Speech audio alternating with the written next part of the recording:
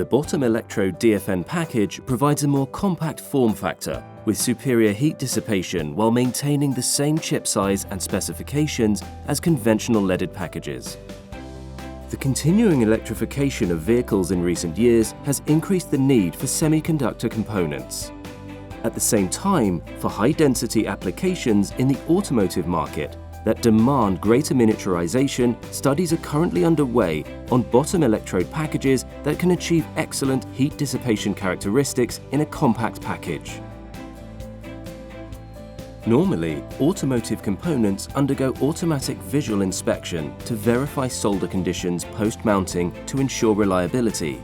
However, conventional bottom electrode packages with pins only on the lower surface make it difficult to adequately form solder fillets on the sides. In response, ROHM leverages original processes to adopt wettable flank formation technology in a compact 1.0 by 1.0 mm square size bottom electrode package.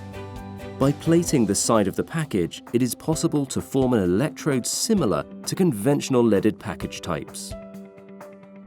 Focusing on the solder junction after mounting ensures a side electrode height of 125 micrometers, the highest level in the 1010 size that guarantees sufficient solder fillet formation on the side of the package.